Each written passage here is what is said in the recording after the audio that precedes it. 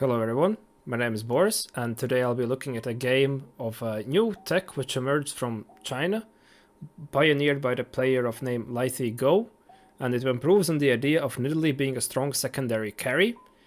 We reroll Aphelios alongside Bard and Nico and unlock a Nidalee that way, plus we can pick up any other of the Warden tanks or some other tanks depending on what the lobby is playing. As we make it to level 9, we can play around Shyvana and Swain package, which would be the strongest, but you could also play around Braum and Ornn, specifically since there are so many carries we can itemize in this comp. Therefore, for augments, we would be looking for something that enables reroll, specifically us to unlock Bard with a minimal cost, and item augments to be able to itemize these carries. Therefore, without further ado, let's jump into a game. Unfortunately, we do not have a VOD of Lightygo piloting this comp. However, we do have the second best thing available to us, which is the ex-world champ and the Vegas Open winner, Milala, trying out this comp just before the second day of Tactician's Cup.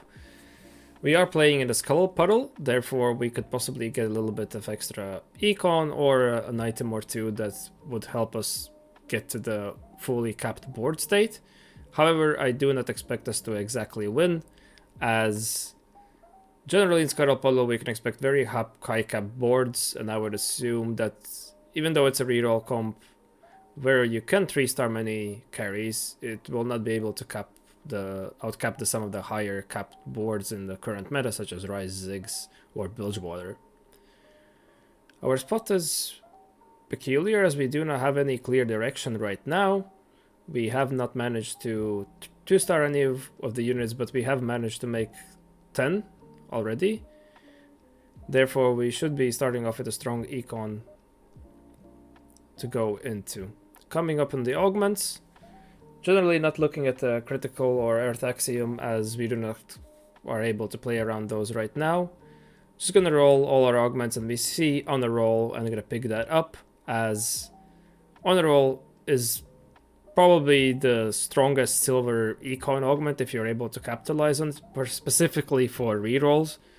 The amount of rerolls you are generating through this augment is insane, and we're gonna play around it by fielding, for example, the 1-star Rumble and the Jhin, for which we have pairs. And if we are able to 2-star those, it's immediately 4 gold that we pick up, and we are able to just sell them as well. I'm gonna hold on to Aphelios on the bench for that reason. And yeah, we're just gonna field whatever pairs we have picked up. Gonna use one roll to start looking for that Bard as well. Unfortunately, did not 2-star anything, but we have this Lulu that, here displaying also a neat trick that you can buy the champion after the round, and it's going to combine at the start of next round and give you those free rerolls. This is the best thing you can do if you've not fielded the champion before. I'm gonna omit making 20 for that reason here. I'm gonna start rolling for our Bard as well. Unfortunately, have to give up on the Kate pair. No, we still have a Kate pair. Yeah, we have to give up on the possibility to 2-star it, but that's fine. And gonna commit to the loose streak here now, particularly since we do not seem to have gotten any bows nor rods. However, we have some neat Nico items that we could play, and I would assume that we would be looking now to pick up something like a bow of the carousel, which could transition nicely into the Kraken right away. And also for this comp, bows are not as contested in the meta right now. The rods will be, but if we do play it from a loose streak spot, we should be able to pick them up. Generally through the Bard rolls, however, you should be able to also make a quite good strength board. We're going to opt to keep rolling here to potentially farm even more free rerolls. Although, unfortunately, we do not hit any of our pairs. So this will be a very interesting test run right away to see how well can this comp perform in a high-capped, high-challenger lobby playing off the loose streak.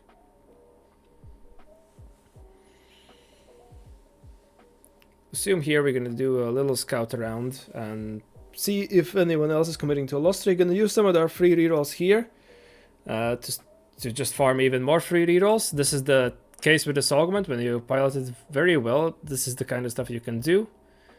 We can also, given that we're watching this from the Meta TFT replay, we can then do a little scout around to see what other people are playing. As we can see here, we have a Noxus LeBlanc opener with a Draven 2, so that's going to secure us a guaranteed 5-loss streak.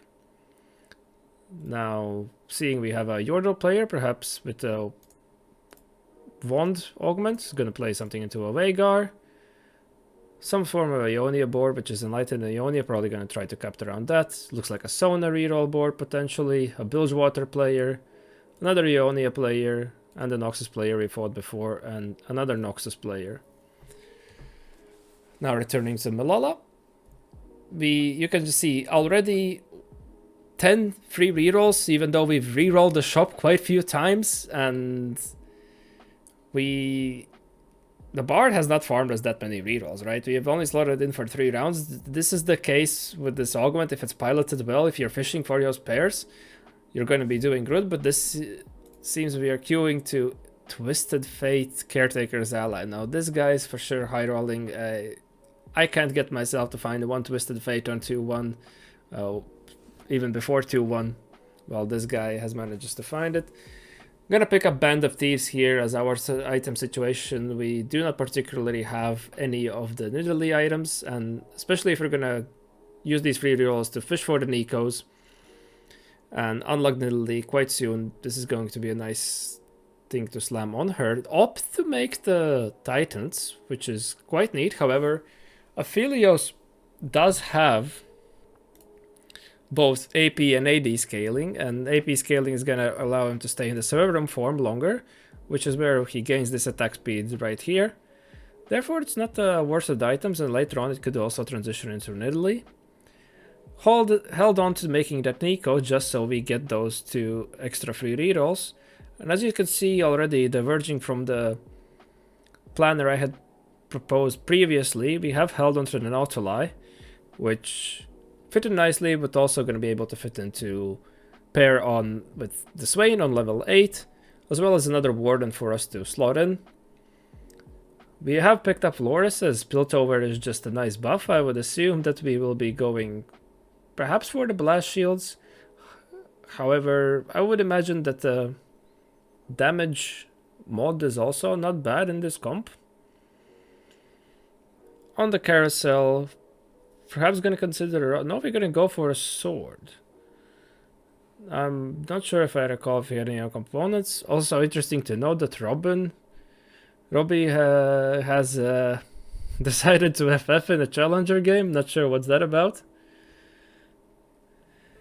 I'm going to keep just still spamming our free rerolls and to farm even more free rerolls. We're already getting quite close to Aphelios 3, so we might end up digging here a little bit. And there we go, we've managed to hit Aphelios 3, just displaying the insane strength of this augment. I'm really not sure how this augment has been able to be in a silver tier, especially when it's this well optimized. The amount of gold you generated from is higher than something you'll get from, for example, raining gold. It's just free rerolls into free rerolls into free rerolls. Especially in the portal, like Skull Portal is going to farm you gold to be able to afford to buy these units. It becomes a little insanity. It's even given the slightly low roll or start, and we've managed to pick up a Bard 3, nicely fitting with the TG we have right now. Also sitting on 7 Nikos, 7 Vais, and 6 Zenzaos. Still gonna keep aggressively using our free rerolls and unlock Nidalee here. Now we would probably looking to complete something like an IE on the Aphelios, and then to itemize either our Bard or a Nidalee. Bard can generally take any kind of AP items as long as you toss him one. Toss him one of the mana region ones. And then we can, since we're running so much frontline and we're going to be quite likely to 3-star multiple frontline units, we are going to kind of just toss like utility on the Nico as well in form of Spark and a Sunfire as we've done right now. However, we're gonna slam the Void Staff neatly to complete our items for stage 4 to be as strong as possible, as the reroll comps generally wish to be strong on stages 3 and then into 4. Ooh, we have opted to pass on the Wand Overflow, and we just take Call the Chaos, which gives us even more rerolls. I'm not particularly a fan of the econ stacking, however, we're just going to then capitalize on the fact that we have gotten it to get as strong as possible, as much as we can, try to preserve some HP, and then perhaps we will lose some of the higher capped boards. Have picked up a Loris 3, unfortunately did not make the Eco 3 in the time. Queuing into, seems to be an Echo reroll, who I'm not sure if they have hit yet. Also just checking Ishtal. Generally in this comp we would probably not be playing for Ishtal, as there is not particularly a neat way to fit it in. However, if you were in the spot, you may be able to do so. A Yordle player, which this is the reason I am not the biggest fan of these conjuration augments. As you can see, they have not yet cashed out their 2 extra rods, and therefore they're going to be cashing them out now, and then they'll have to wait another turn to unlock Veigar, and only then. And the pressure that has been applied in this high tempo meta is just too high for them to be able to fully capitalize. Yeah, and we can see the board states of other players as well. As I do not believe at this point we're probably looking to make our way to level 8, slot in the Shyvana, and then just 2-star our Nidalee. Ionia players are probably trying to greed to go to level 8, and as you can see, the Yordle player also have not managed to stabilize just yet. Fighting against a Draven tree of the Noxus board. Oh, it's a Bronze for Life board. Should be quite strong. Also interesting to see how the Draven reroll performs. Another curious thing to note about the Bard is that at 3-star, it can start printing higher cost units. If we had Juggernaut in, and although we are not exactly sure how this tailoring works, we know that it's somewhat semi-tailored, it could print us a Shyvana. And I've also seen it print something like a Silas if you have that unlocked. As for items, we have opted also to slam a Gunblade. Gunblade is something that also works quite well on Nidalee, given if it's a crit build or if it's a not crit build. Since the full Biz build requires so many repeat components, it's quite hard to get to. But it's nice to see how Milala has managed to wisely use his components while still aggressively slamming and being strong on his necessary spikes.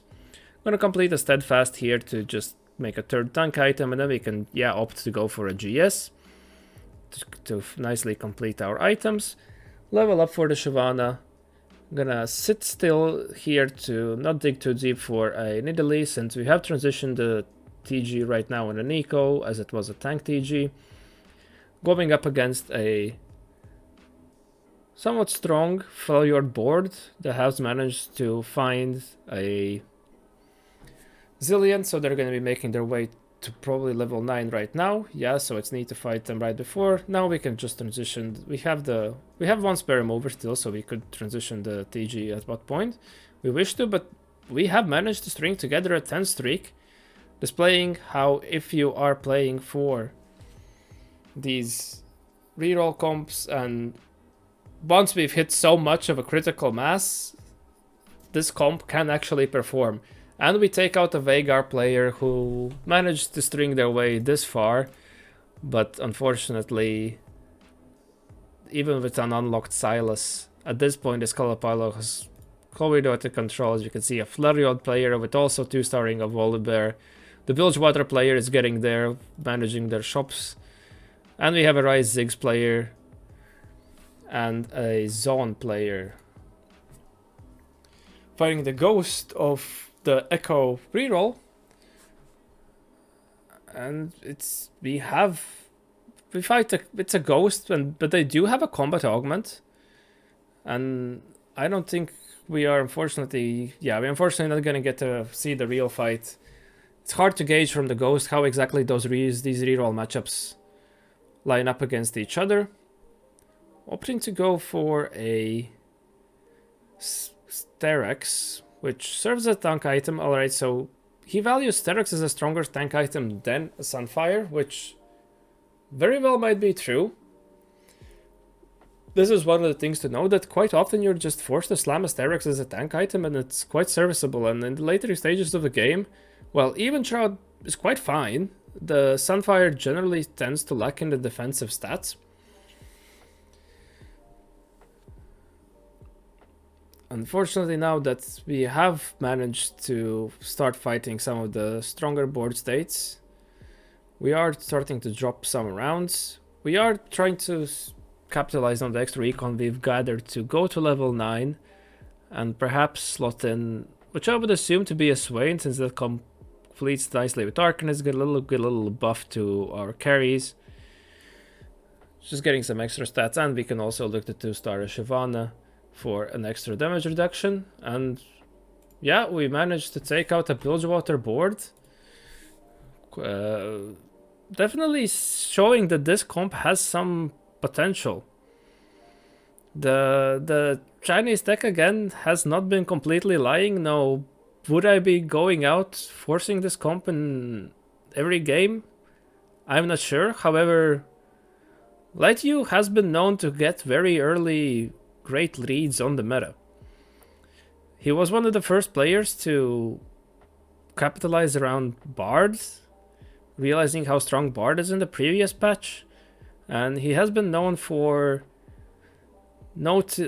being essentially ahead of the meta read before the rest of the server and the rest of the world catches up. Now, we do now start to lose to the Rise Ziggs board, and now that they've also hit the Rise 2 and Ziggs 2, I would assume that we will start to lose. We do pick up a Swain 2, and at this point, I guess our out is to look for that 3-star Nidalee. Again, since you are playing a niche unlock champion, it's not that unlikely that you will actually be able to 3-star it from high econ states, but yeah, now we're getting run over by the highest cap boards in the game. I'm just gonna full send it, see if we can maybe find it in the lead. We're 2 off, but it looks like unfortunately we do not make it quite there. Queuing into the Rise Ziggs, we have opted not even to change our position, as I do not think that it really matters for the outcome of the fight. They have bronze for life as well, so unfortunately we do pick up a third here, even though we enter with a great HP advantage. However, Milala displaying that this comp definitely has the potential if you are playing it from a strongly reroll augment.